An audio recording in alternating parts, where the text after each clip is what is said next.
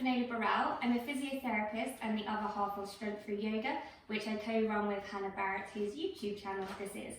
Hannah's asked me to just do a couple of videos for you guys, and today's video is about back pain. So I've got a few physiotherapy-based exercises that you can do if you have got back pain. In most cases, back pain is nothing to worry about, it's very common, but with anything, if it's new, if you're not sure, go to see a health professional and they'll be able to give you really good guidance. Movement and exercise is pretty much always advised, but as I said, it's always best to see someone if you're not sure. But hopefully these exercises can be a little bit helpful in the meantime. So all you're going to need is a mat or a towel, and if you've got a resistance band or a dressing down robe or a belt, that will be handy for one of the stretches later on. We're going to do some strengthening and stretching exercises today. So to begin with, we're just going to come into 4-point kneeling or tabletop position. So hands are directly underneath the shoulders, knees are underneath the hip, and we're just going to start by working on the spinal mobility around the lower back. We're going to do this with our cat-cow exercise.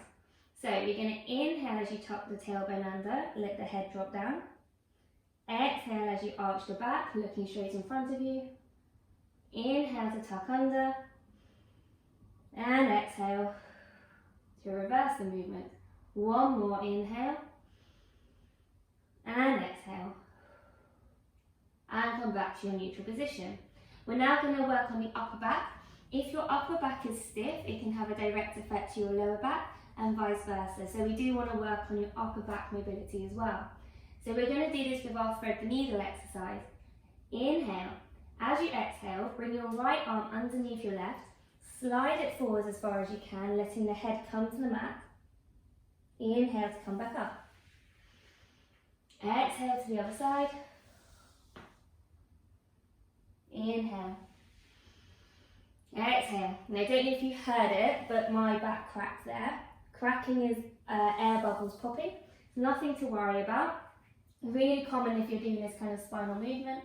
If it's painful with it, as I said, go see someone, but try not to worry too much. One more each side, breathing out. And in. Last one, breathing out. Really stretching that arm through. And coming back up again as you breathe in. We're going to work on our neutral alignment first, because before we do any core muscle activation, you really want to have a good pelvic position. The reason is that if your pelvis is in a good position, in theory you can switch on your core muscles a little bit better because they're in a better length and a better position.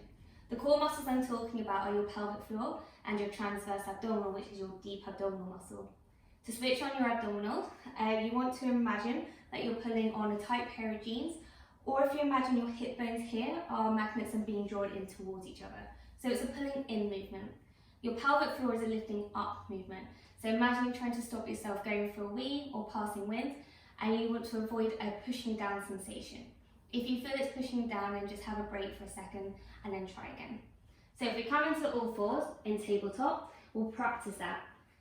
So find your neutral position for your pelvis first of all. You do this by tucking your tailbone under, then arching it the whole way up, and just do this a few times until you find the middle position between those ranges, and that's your neutral alignment. So you should have a slight curve in your lower back, but it shouldn't be too far dipped like this, and it shouldn't be too pulled up like this. It should be an in-between. And from this position, let's just practice switching on your core muscle. So breathe in, and as you breathe out, pull in your lower abdominal and pull up your pelvic floor. And then breathe in to relax completely. And breathe out as you lift up and pull in. And this is without moving your pelvis, so you need to keep nice and still. So as you're watching me now, you shouldn't see any movement, but I'm switching on my core. Let's bring in some arm and leg movements to make it a bit harder. So we're going to do this with our bird dog exercise. So inhale. Exhale as you engage your core. Extend your right arm and your left leg away. Inhale to come back. Exhale to the other side. Breathing out. And in. We're going to do 4 more each side. Imagine there's a tray of drinks on top of your pelvis, which you don't want to spill anything from. So you need to keep it nice and still. And the best way to do this is to switch on your pelvic floor and your deep abdominal muscle. Breathing out. And in. Breathe out. And and in. One more each side. Breathe out and in. Breathe out and in. Bring your hands forward. You're going to sit back into your child pose, relaxing your head down, and it's a nice stretch for your lower back and the back of your arms. And from here, just take a deep breath in and out. Do a couple more deep breaths in. We know that in back pain, our breathing patterns tend to change, and it might be that you end up holding your breath quite a lot, especially when you're in pain. So during this flow of exercises, just try to come back to your breath and make sure that you're not holding it. So let's do one more deep breath in together. Inhale and exhale. Well done. Okay, we're going to work on our bum muscles now. So there are a few ways that we can do this. We're going to do the exercises that I tend to find work best when I'm in clinic.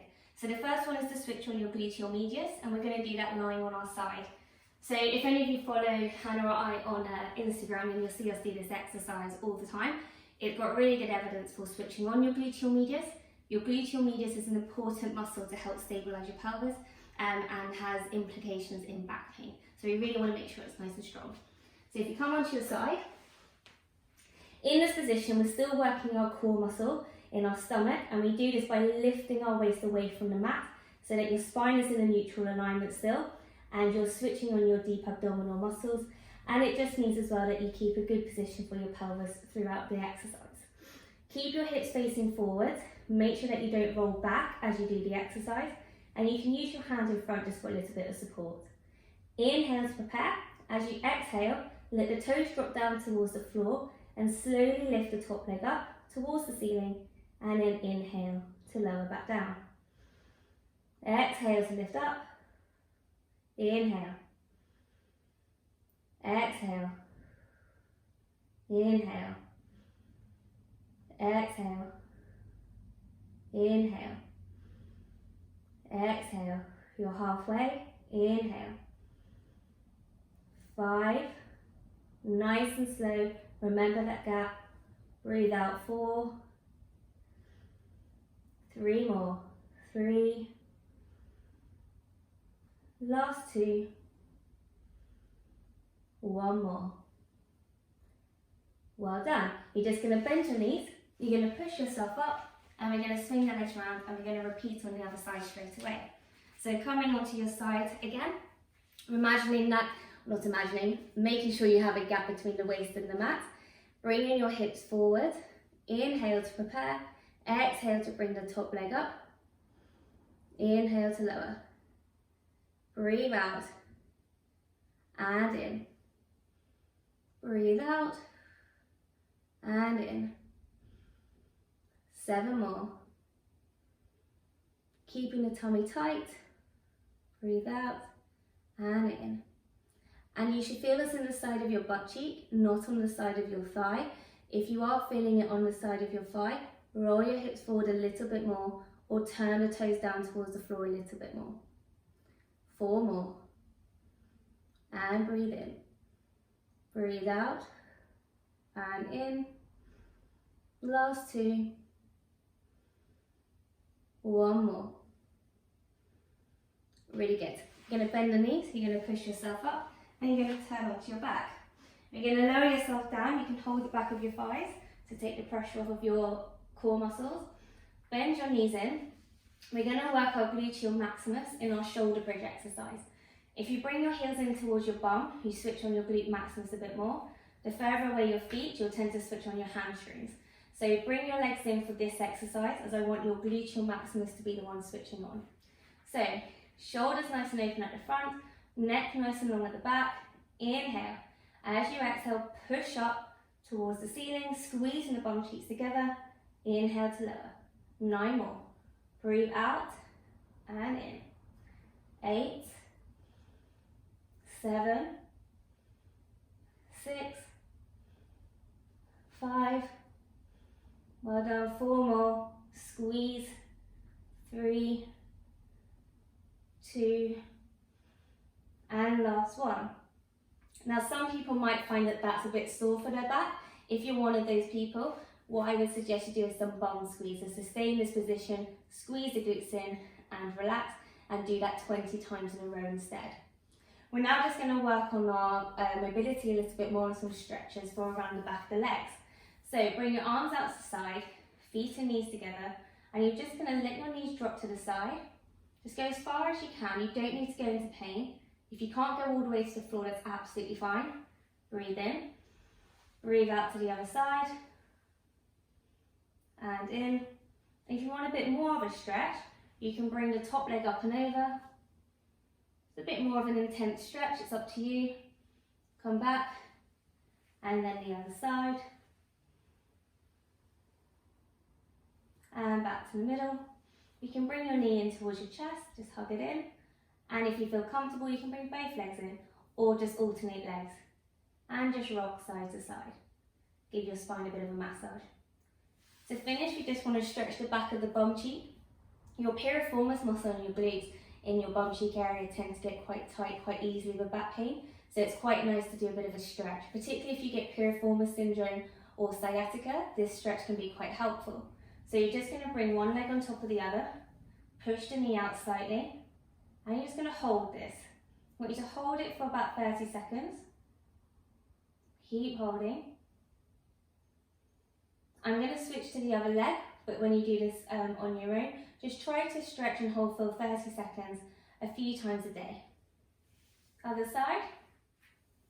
So pushing the knee gently out. If this isn't enough of a stretch, you can pull the bottom leg towards you, and you probably see this a little bit more often online, but this gives you a bit more of an intense stretch. But again, it's up to you. It shouldn't be painful, but a pulling sensation is okay. And lowering down. To finish, we're just going to stretch the hamstrings. The hamstrings can be implicated in back pain as well if they're very tight. So to stretch it, to use a belt or a resistance band can be quite helpful. So you're going to pop it under the sole of your foot, stretch your leg up to the ceiling, keep your knee nice and straight, bring the leg towards your chest just as far as you can. You should feel a stretch behind the leg. It shouldn't be painful again, but just a pulling sensation. And again, you just want to hold this for up to 30 seconds. Again, for the purpose of this video, I'm going to switch legs now. So just gently lowering the leg down. I'm going to switch legs. Leg up towards the ceiling. And bring the leg towards you. And again, just holding up to 30 seconds. And lowering down. And that's it. So if you roll to your side and have a sit up.